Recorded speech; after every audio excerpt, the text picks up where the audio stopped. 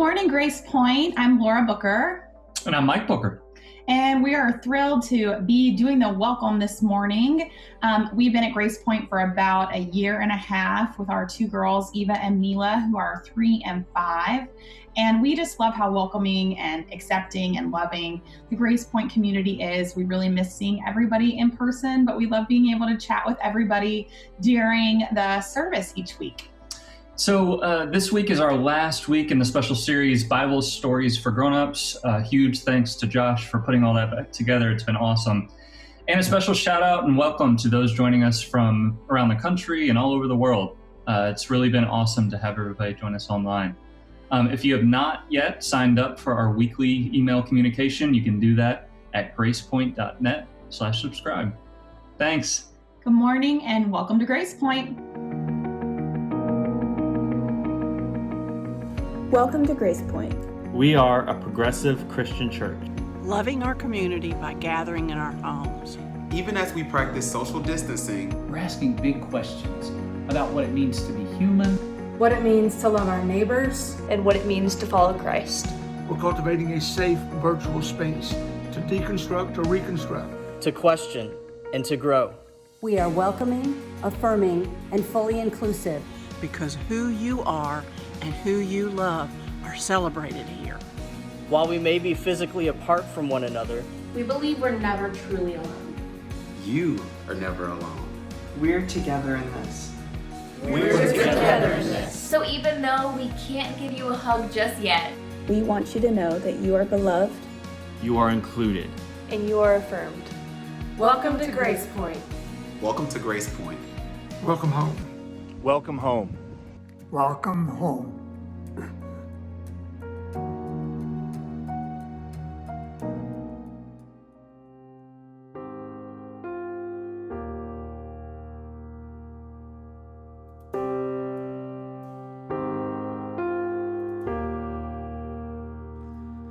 I stand before you now, the greatness of your renown.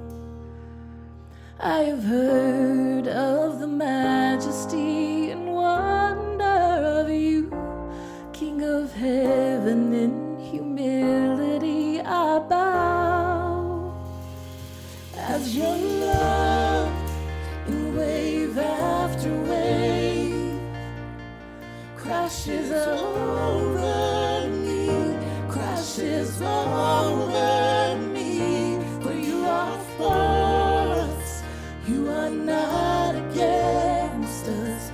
Champion of heaven, you made a way for all to enter in.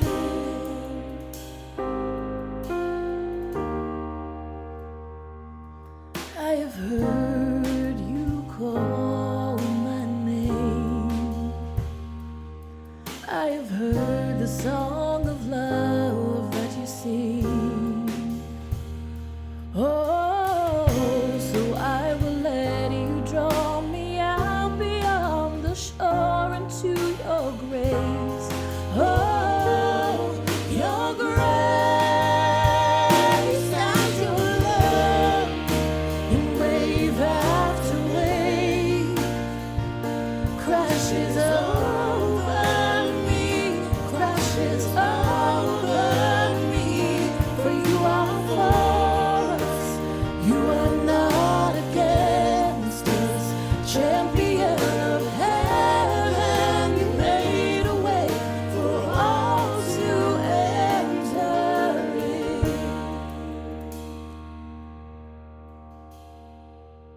You make me brave, you make me brave. You call me out beyond the shore to the waves. You make me brave, you make me brave. No fear can hinder now the love that's made a way. You make me brave, you make me brave. You call me out beyond the shore into the waves. You make me brave, you make me brave. No fear can hinder now the love that's made a way. And your love, wave after wave, crashes over me, crashes over me. For you are for us, you are not against us. Champion of heaven, you made a way. Champion of heaven, you made a way for all to enter. Good morning, Grace Point kids and youth. I hope each of you are doing really well. As we continue to meet virtually, we host weekly opportunities for both Grace Point kids and Grace Point youth to connect with each other. GP kids, we hang out on Zoom every Saturday at 10 a.m. GP youth, you hang out on Discord every Friday at 6:30 p.m. GPY connects throughout the week on their Discord platform. If you'd like an invite, email Lauren at gracepoint.net or myself, Lisa at gracepoint.net. For those of you who will be attending Grace Point's socially distanced park gathering tonight, I am so looking forward to seeing you. I will have a boo bag filled with trinkets and treats for each GP kid who attends. If you won't be attending today's park gathering, no worries. Have your grown-up fill out the GP Kids information update form that was linked in the email they received this morning, and I'll make sure that a boo bag makes its way to your doorstep. GPY, your Sunday discussion guide will be shared on Discord this afternoon. GPY grown-ups, their discussion guide will also be emailed to you, as well as shared on Facebook and Instagram. GP Kids, this week we conclude our Holy Troublemakers and Unconventional Saints series. Over the last 4 weeks, Denny Naker's book has introduced us to people who work for love and justice in their corners of the world. We have learned from Rachel Held Evans, Bayard Rustin, Mr. Fred Rogers, and this week we learn from Mungari Maathai. You can find links to our Bitmoji classroom as well as our printable discussion guide in your email inbox, on Instagram, and on Facebook as well. Families, I also want to encourage you to share in our GP Community Facebook group about the conversations that you've had with your GP kids about love and justice and being holy troublemakers. I hope each of you has a beautiful week. If you need anything at all, please reach out to me on our GPK or GPY social media platforms or by email at lisa@gracepoint.net. All right, peace out, big air hugs, and so much love to each and every one of you. All right, good morning again. We are back with the announcements for this week. So please join us every week at 10:30. Get here a little bit early so you can join in on the text and the chat online. It's always good fun and great to see everybody virtually and say hi. That's great and happening every week. Also every week is Reconstruct. That's Wednesdays at 6:30. Join for that if you can. I hear it is an awesome time. This week, special thing happening this week. There is a church-wide picnic. It's going to be at Sevier Park in Nashville in the 12 South area. It's actually right up from our house, and we are really excited to kind of walk up there and just get to see everybody from once in a long time. Really miss everybody. That's going to be from 4 to 7 this Sunday, September 27th at Sevier Park in 12 South. Bring your own food and wear your mask. So next up, we wanted to talk a little bit about giving. And we know this is a really tough time for a lot of individuals and families. We're in the middle of unprecedented health crisis and economic issues. So we know that this might be a difficult time, but we want to mention that there are 2 ways that you can give to Grace Point. Mike and I like to set up a recurring contribution. So that's the way that we have chosen to be involved in Grace Point in a financial way. So you can text Grace Point with an E on the end to 77977, or you can also go to the Grace Point website. So we just encourage you to think about whether or not that makes sense for you right now, and to be able to support Grace Point, to be able to support the mission that Grace Point is all about, and to be able to support Grace Point's staff. So that's the announcements for today. We look forward and hope to see everybody with their masks. Love you guys. Have a good morning. Bye.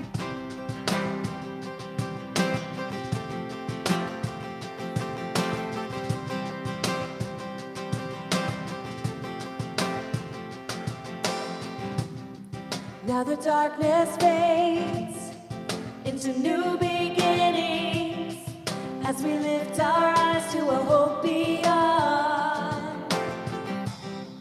All creation waits with an expectation to declare the hope and the love of God. We will not be moved when the earth gives way, for the love of God has overcome. And for every fear, there's an empty grave, for the love of God Now the silence breaks with the name of Jesus. As the heavens cry, let the earth respond. All creation shouts with a voice of triumph to declare the hope and the love of God. We will not be moved when the earth gives way, for the love of God has overcome. And for every fear, there's an empty grave, for the love of God has overcome.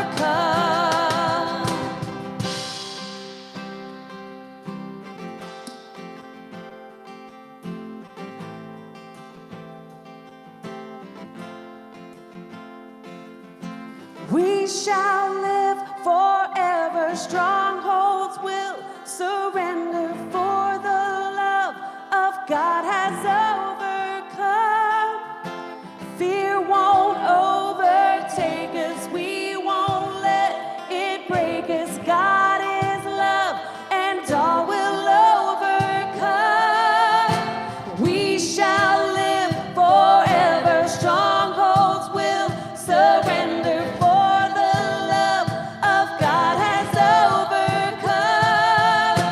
Fear won't overtake us. We won't let it break us. God is love, and all will overcome. We will not be moved when the earth gives way, for the love of God has overcome.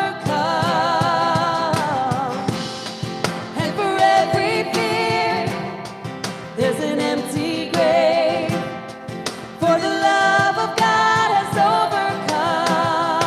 Yeah, for the love of God has overcome. Good morning, Grace Point. It is so good to see you today. We're so excited and glad you're here, especially if you're joining us for the very first time. Wherever you are in the world, whenever you're watching this, we're just so happy that you found us and hope that this has been helpful and meaningful today. Before we jump in, we're going to wrap up this series we've been in, well, this iteration, this particular version of it called Bible Stories for Grown-Ups. We've been looking at stories from the Hebrew Bible. We'll come back around and look at some other stories maybe from the New Testament at some point next year. But before we jump into that, I just want to acknowledge what a hard week it's been. A hard week and bringing to end a hard summer and a ridiculously difficult, painful, hard year. And a couple of things have happened this week that have made it even more difficult. Of course, the passing of RBG, Ruth Bader Ginsburg, which is in a country that we've already been dealing with fear and uncertainty during this political season. And now dealing with even more fear and uncertainty about what this is going to do, not just to us in this moment, not just to people who are living right now, but to generations of our descendants. What is this going to look like for them? So we're holding that grief and that fear and that uncertainty, and we're also just yesterday. So it's Thursday when I'm recording this, that it was announced that there wouldn't be no charges filed in the killing of Breonna Taylor. There was a charge filed against one of the officers for something else, but it had nothing to do with her death. And just holding that, knowing and holding that grief and holding that uncertainty and the fear and the pain and the anger, and we're right to feel all those things. We're right to feel angry. Also last night, 2 police officers were shot in Louisville during the protest. And there's just so much going on. There's so much pain. There's so much uncertainty. There's so much loss. There's so much grief. And it's exhausting. And I know that so many of you who are here right now, you're exhausted, and you have every reason to be exhausted. And we cannot really have justice without peace, or peace without justice. We cannot. I mean, that's been on my mind so much. There cannot be true peace unless we deal with the injustices and inequities in our society. So today, we don't live sort of free of that. We don't live, and we're not going to pretend like this stuff isn't going on and isn't happening. And actually, this week, I hope as we wrap up this series in the book of Daniel, that we'll come back around and maybe some of this, something we're going to talk about today, maybe will be helpful, I hope. So just know that You're here, and your exhaustion and your grief and your fear and all that stuff matters, and you don't have to check it at the door. You can bring that in with you as a whole human being, and we see you and we love you and we're with you. So as we think about the book of Daniel, and I'm not going to just do one or two stories. I want to just sort of give an overview of the whole book. Excuse me. Robert Alter, the renowned Hebrew Bible scholar, says this about the book of Daniel. He says, Daniel is surely the most peculiar book in the Hebrew Bible. It's surely the most peculiar book in the Hebrew Bible, and I think he's right. So before we jump into this peculiar book, I wanted to just start like we have some weeks with just fun facts. In case you ever find yourself at a party and the conversation hits a lull and you don't want to go like talk about the weather because everybody does that, you can just break out some Hebrew Bible fun facts about the book of Daniel.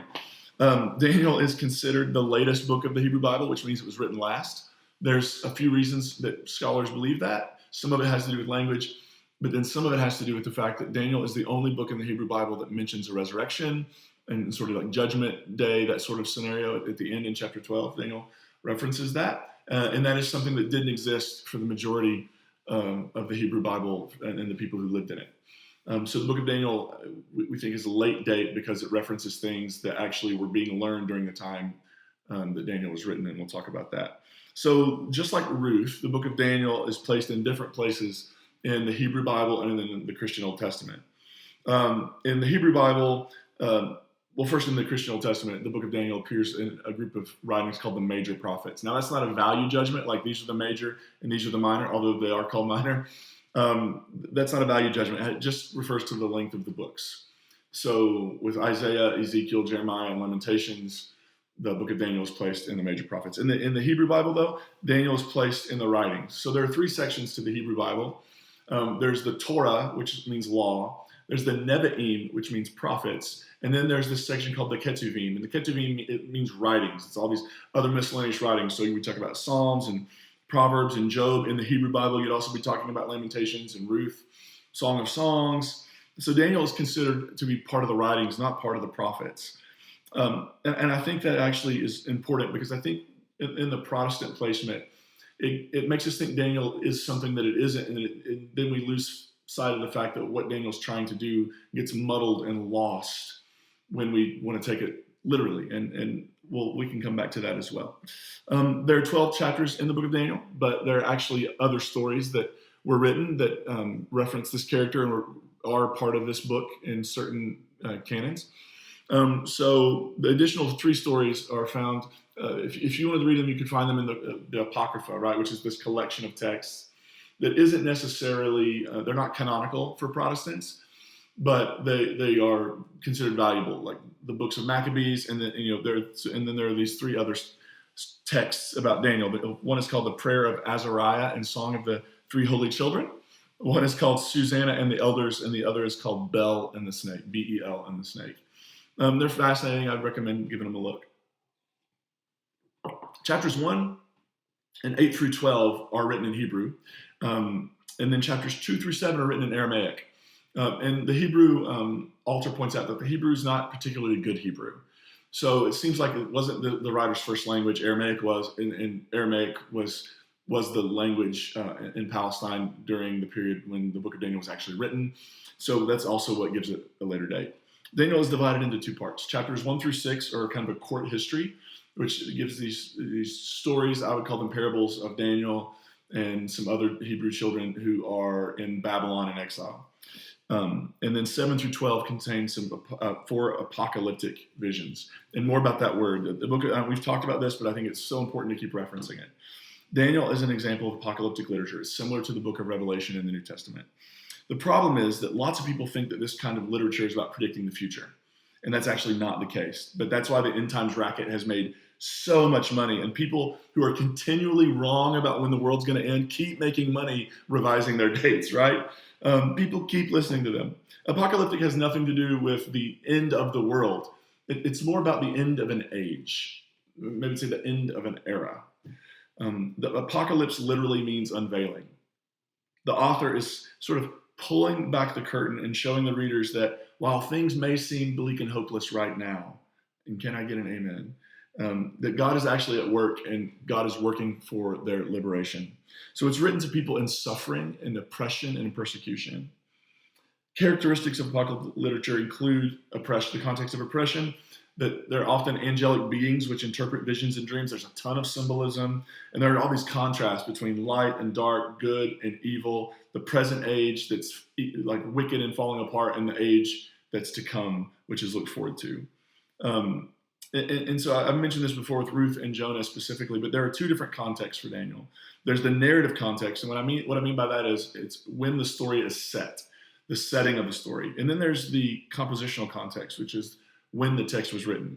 So a little bit about the narrative context, and then we'll come to the compositional context at the end. The narrative context is the exile in Babylon. The Jewish people were conquered by Nebuchadnezzar and were taken into Babylon. This is in the 500s BCE, so we're talking 6th century BCE. And to just at the beginning of Daniel, it sort of sets the scene. In the 3rd year of the rule of Judah's king Jehoiakim, Babylon's king Nebuchadnezzar came to Jerusalem and attacked it.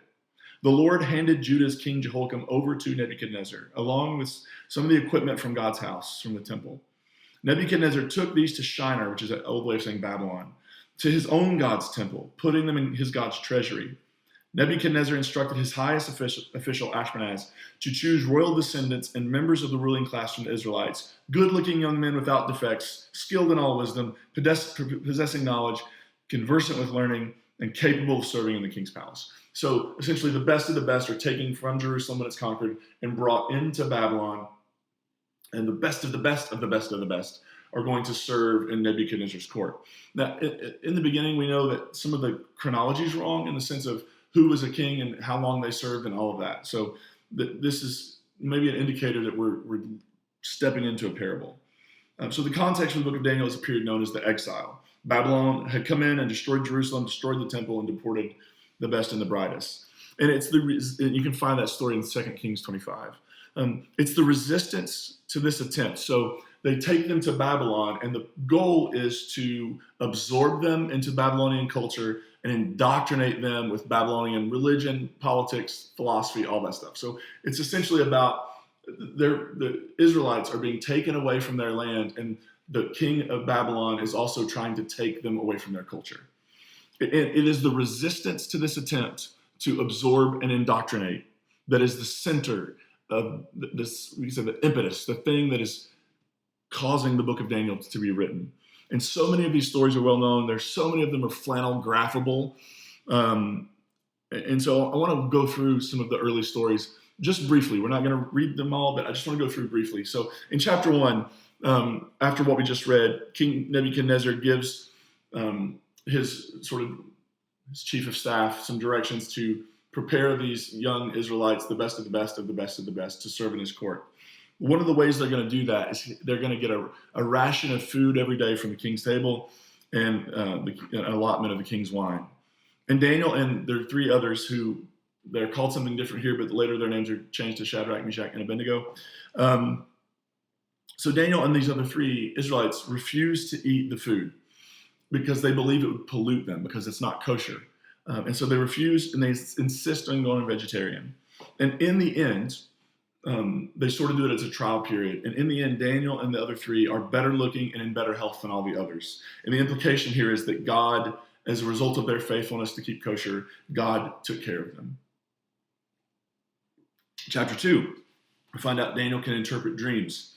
And he's summoned by Nebuchadnezzar because Nebuchadnezzar had a dream, and none of his officials can tell him about the dream. And Nebuchadnezzar actually, it seems kind of unreasonable. He had all these seers and all these dream interpreters, and they come to him, and he says, I'm not going to tell you what the dream was. If you're legit, you can not only tell me what I dreamed, but you can tell me what my dream meant.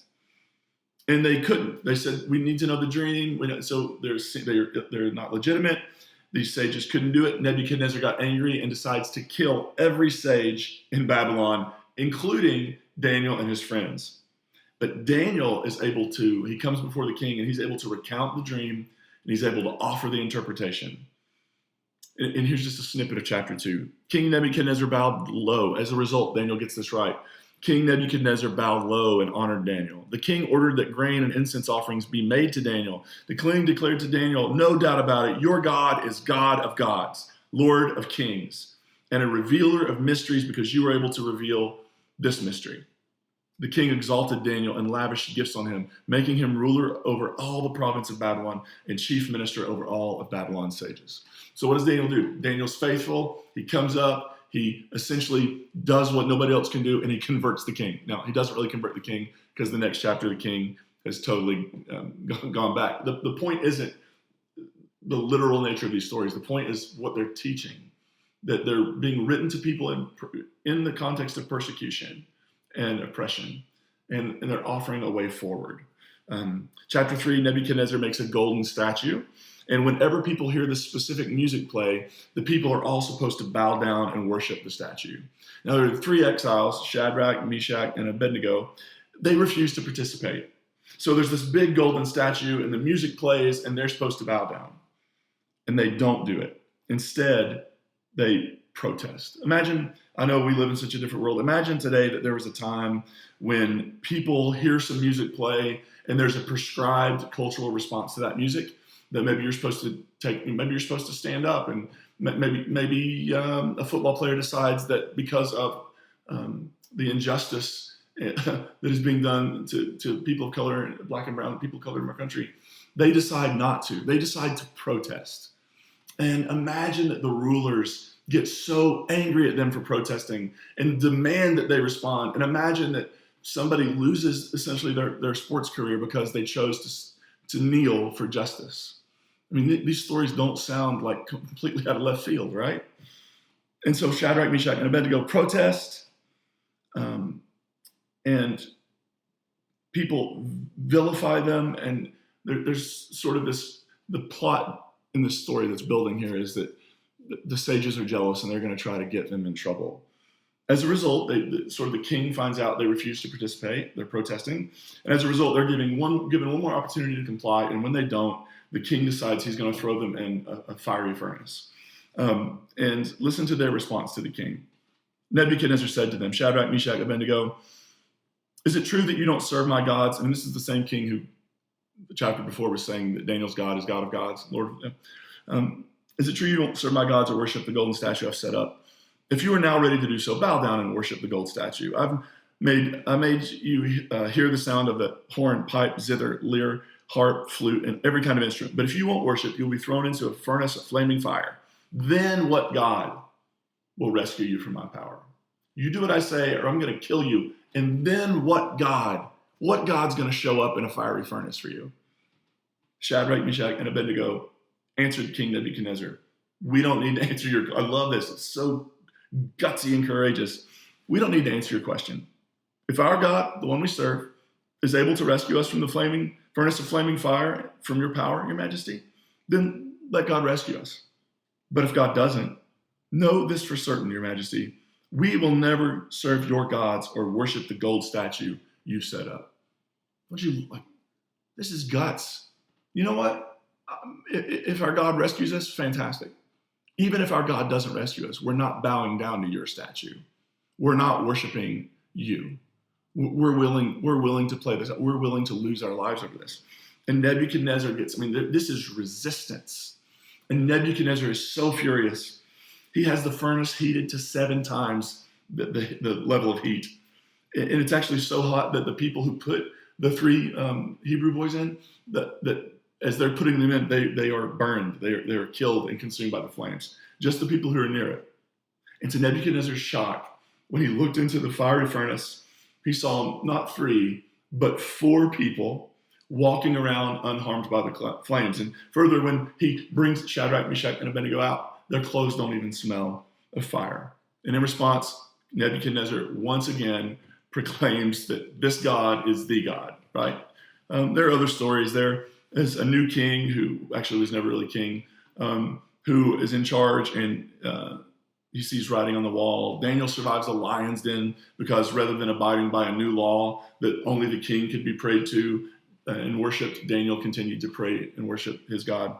The theme that keeps emerging from Daniel is this: if you remain faithful even to the point of suffering and death, God will remember you.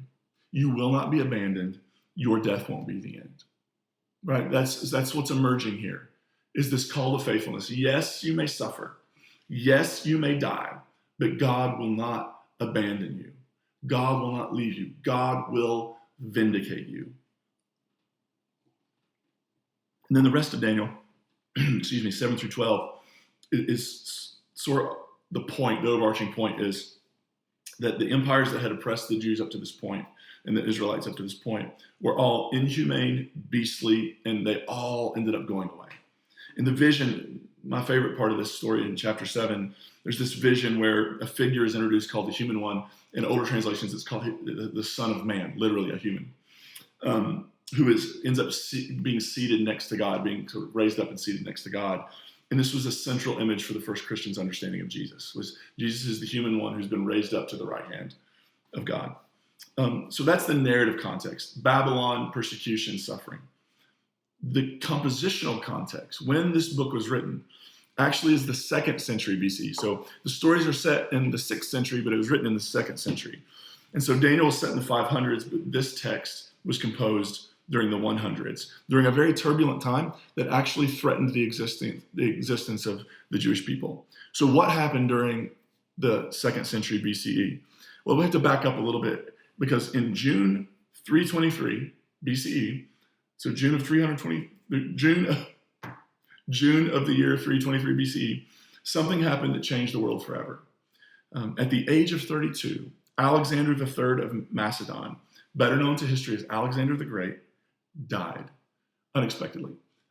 Alexander had a massive empire, and at his death, his empire was divided up to 4 kings. 4 central kings became in charge.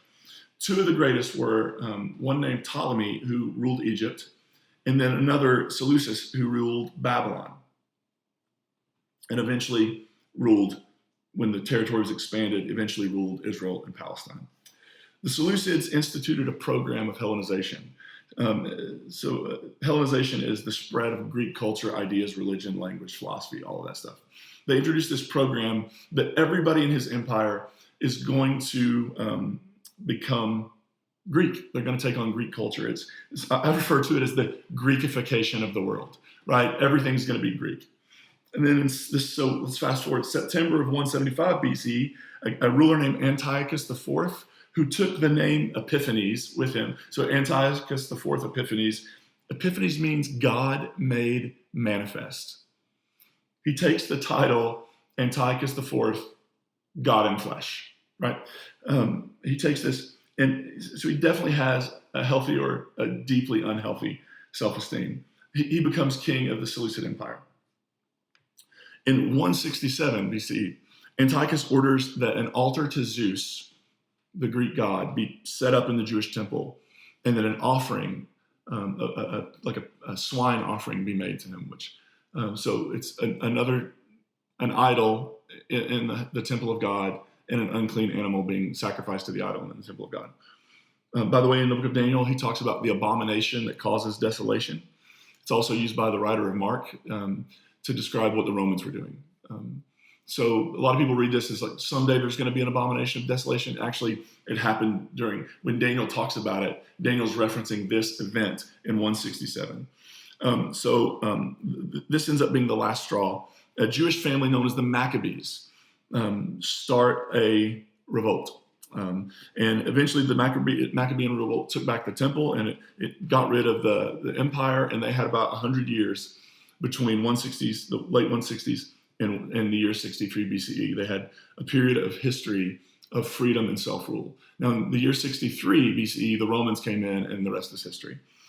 This period of time, by the way, when they take back the temple and cleanse it, is known as Hanukkah. That's what's celebrated as Hanukkah. And maybe we'll look at that at some point. There's some really interesting stories around that. But let's go back to the book of Daniel. Can you see how this story is set during the Babylonian rule, but it's actually referencing something that Antiochus and the Seleucid Empire is doing? Because you can't criticize the emperor outright, but you can tell a story of and critique another emperor of a kingdom that's long gone. And so Daniel was composed in the middle of this tumultuous, turbulent, uncertain time, and it's encouraging the faithful to keep going. to not sell out their convictions, to not give in to the Greekification of the world, but to hang on to their values, to hang on to their traditions, to hang on and not be absorbed and indoctrinated. The book of Daniel is saying, do not give up. Do not let fear stop you. Keep being faithful. Keep resisting the brutality and dehumanization of empire. This is all going somewhere if we just keep pushing forward.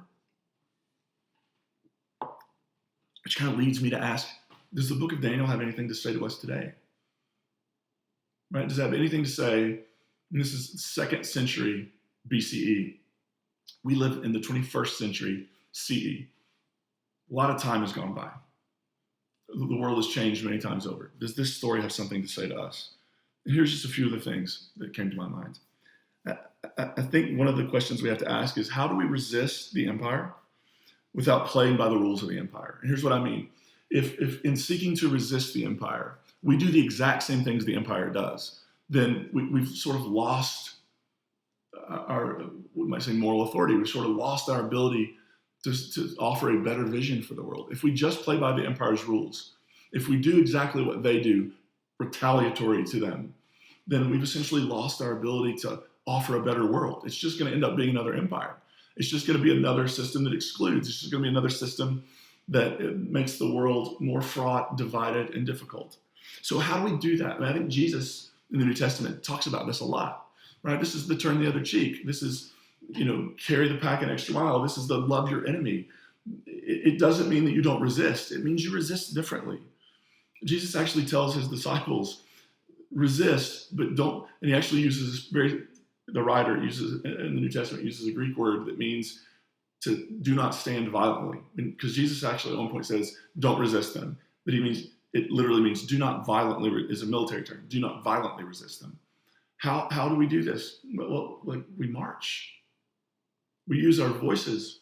If we have privilege, we use our privilege, we leverage it to transform the world, to bring a different order, one that is equitable, one that is just, right?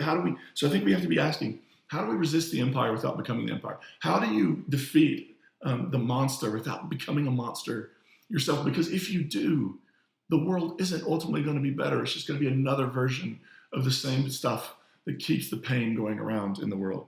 How do we resist empire without playing by empire's rules? How do we remain faithful and engaged when it seems like everything around us is falling apart? That's what the book of Daniel is talking about. And this last week, in this summer, in this spring, in this pandemic, in this last 400 years, my goodness, the level of exhaustion, and I don't know if but feeling like there's just nothing we can do, right? But we're just gonna have to pack it in. There's nothing we can do. We can't change the world. We can't dismantle white supremacy, like Christian supremacy. We can't make the world more equitable. That's what the empire wants us to believe. That's what people in power, it's what people who the system works for, that's what they want us to believe. They want us to believe that it can't be different. It's just too hard. There's too much to do. And I think part of our work in resisting the brutality of empire, part of that work is to say, I'm not going to listen to that voice, that nothing can change. I'm going to grieve. I'm going to shake my fist at the heavens. I'm going to use sort of a righteous anger to motivate me to go into the world and do something else. But how do we stay faithful and engaged? That's the call of Daniel. And I think that's what a community like Grace Point is partly here for, to help us remain connected in community, to help us remain faithful, to help us not, to remain faithful is also not playing by the rules of the empire in resistance of the empire. So how do we make sure we're doing that when it seems like everything else is falling apart? I don't know about you, but I wake up in the morning, and I got in this really unhealthy habit over the past several years of the first thing I would do is I would get up and brush my teeth. And while I was brushing my teeth, I would look at the latest news, just wondering what happened overnight, over the hours I slept. Did we launch a new war? What happened while I was asleep? And I realized that has been very toxic for me and very hard to remain hopeful when it feels like every time you see a news story, it's something difficult, it's something painful, it's something ridiculous, it's something that is eroding away at the decency and the bedrock of our society. And it's sort of become too like, if you find yourself in discussions on Facebook with people who are resistant to naming white supremacy and racism as a problem in our country. Like there are a couple of days where the dings on Facebook, because I made this commitment, when I see it, I'm going to just say, hey, I don't know that you mean it this way, but here's what's happening. But the little notifications on Facebook, like I sort of like, when I get one of those now, I'm like, oh, what's this going to be? Like when it feels like everything around you is just pulling you away from engagement, pulling you away from feeling like we can make a difference, pulling you away from hope. Our work, the spiritual work of resisting empire, also involves taking care of ourselves. It involves self-care. It involves paying attention to how we feel and not trying to stuff it, but giving ourselves moments where we can express that, and we weep and we shout at the sky, and whatever it is, like we pay attention to ourselves and how we're doing. Because you can't pour water out of an empty well. One of my favorite metaphors that I've learned is, being on an airplane, I never paid attention until Cohen went flying with me at one point. And the bit they give you about the oxygen mask is going to fall out, even if it doesn't inflate, it's working. And that little line at the end where they say, before you help secure another person's mask, make sure your mask is on. And at first I was like, no way, I'm going to make sure my kid gets his mask first. But the point is, if you destabilize and there's no oxygen to go around, you're not going to be able to help anyone else if you're not breathing, if you don't have oxygen, if you don't have the resource. So in our work to go out into the world and transform it and make it better, we have to take care of ourselves. We have to be kind to ourselves. We have to be willing to give ourselves a moment where we just shut down and do the work and ask, like, how am I? Sometimes we move so fast we don't know how we are. We don't know how our heart feels. We just don't know. So maybe taking care of ourselves is part of resisting the dehumanization that empire can bring. And this last thing, how do we remain hopeful when there seems little reason to have hope? How do we remain hopeful when it feels like every indicator around us is indicating that there isn't hope to be had at times? I don't know if you've ever felt that way, but I've talked to a lot of people in the last several months who've felt that way. When RBG passed away on Friday, on Saturday, I was scrolling through Twitter and I saw a video from Elizabeth Warren, and I'm a huge Elizabeth Warren fan, and so I wanted to watch it. And she said something in the video that struck me, and here's what she said. Hope isn't given to us. It's created by us. Hope isn't given to us. There's not like a line we go get in where they'll give us hope. Hope is something that comes from us. It's created by us. It is transformative energy that we send into the world through our actions, through what we do, through what we say, through how we love, through how we give, through how we serve, through how we show up in March, through all the things we do in the world. Hope is generated by. And we need to make sure we are engaging in these things that bring, excuse me, I'm so sorry. We're engaging in these things that are hope generating, that aren't just depleting from us, but that we're being reminded that we're part of a bigger story, as we talked about last week. History's headed somewhere. We get to play a role in it. And at the end of the day, when I leave this life, which I hope is a long way from now, but when life is over, what I hope is that you and I will have left this world better than we found it, that we'll leave our children and grandchildren and nieces and nephews and all of those folks, that we'll leave them a better world, a world where they will have much work to do, a world where justice still probably won't be served for everybody, but they won't have to do what we're doing. Maybe, just maybe, we can generate hope that sends us into the world to know that we're going to leave this thing. It is not a matter of if, but when. Right? It is not a matter of if, but when. So maybe part of our work, maybe part of our spiritual work, maybe part of our physical work is to generate hope, because we live in a world where people desperately need it. The hope that they're not alone, the hope that their voice might be heard. The hope that they may be seen, really seen. The hope that dehumanization isn't the way forward. That is something we need to leave in the past. The hope, the dream that Dr. King dreamed so beautifully and gave his life to realize. That dream is still unfinished. And we are called to be a people of hope. Generating hope, not just for ourselves, but for the world around us. May that be the work we give ourselves to. Generating hope, resisting dehumanization, resisting the urge to dehumanize the dehumanizers, and opening ourselves up to the potential and possibility that maybe, just maybe, change can happen.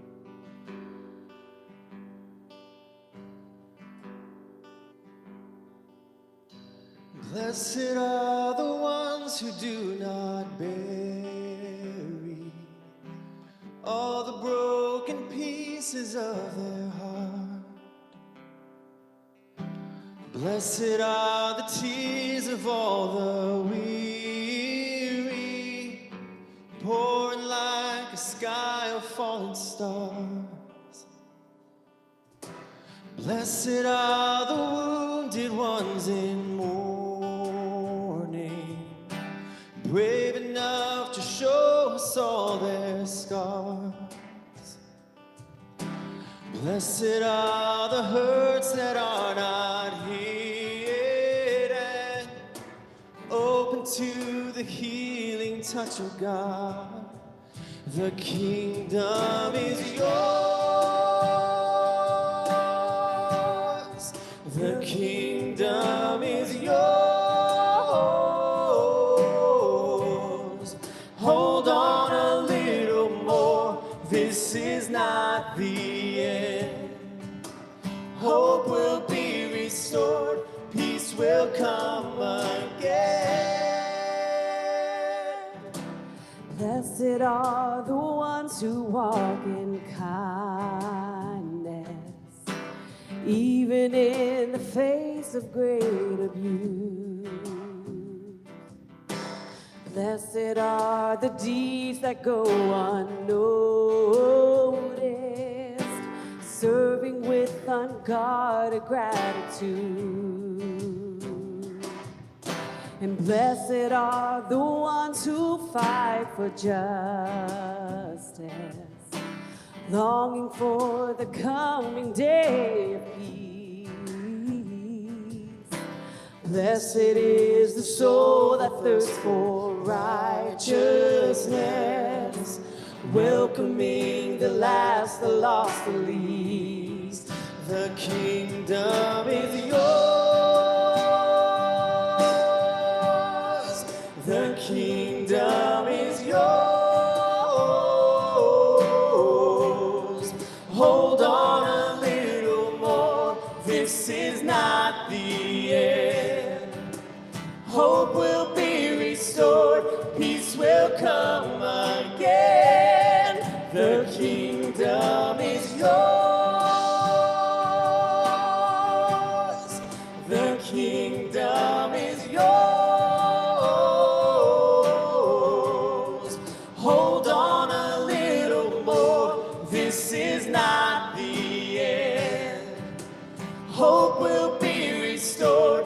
Peace will come again. Oh.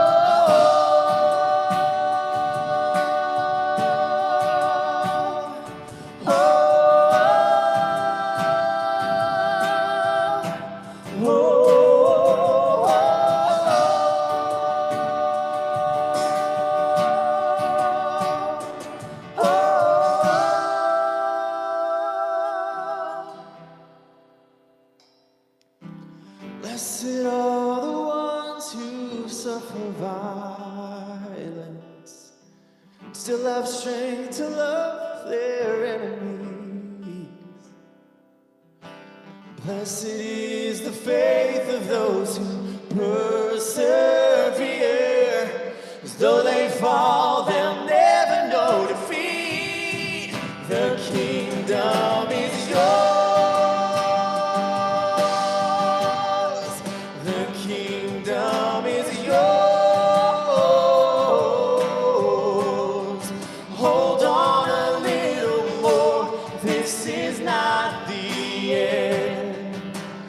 Hope will be restored, peace will come again. The kingdom is yours. The kingdom is yours. Hold on a little more, this is not the end. Hope will be restored, peace will come again. Hold on a little more, this is not the end. Hope will be restored, peace will come again. Once again, Grace Point, so good to see you this morning, and so excited for those of you who live locally in the Nashville area. So excited to see you at 4 o'clock today. Don't forget to bring everything you'll need because of restrictions of COVID. We're not going to be bringing anything like that, so we'll all need to bring our own food and plates and all that sort of thing. Bring a mask and some hand sanitizer, and I just can't wait to see you. Even waving at you from 6 feet apart, seeing your faces, being in the same space, I'm just so excited. And also want to remind you that next Sunday, Brian Mclaren will be here at Grace Point, and he'll be preaching, teaching, sermonizing, whatever the kids are calling it these days. I cannot wait. If you've never heard Brian, I can't wait for you to hear him. He's an incredible human being. He's such a gift to the church. He's been such a gift to me. And most of the people who I know, most of the church leaders who are around my age, we can all trace back so much of our evolution to Brian Mclaren's work. And so I'm so glad he's going to be here next week. Hope you'll join us as he's here to teach us and here to be with us. I think that's it. That's it, Grace Point. So for those of you in town, we'll see you soon. And for those of you who aren't, I hope to see you at Reconstruct this week. And stay in touch. Reach out. Know that your community loves you. Know that this is a difficult time we're living in, but we are in the hope-generating business. That is our work and our call in the world. So may we go into the world. May we inspire hope. May we act in love. And may we see the world little by little, moment by moment, being transformed because of that work. We love you, Grace Point. Grace and peace be with you.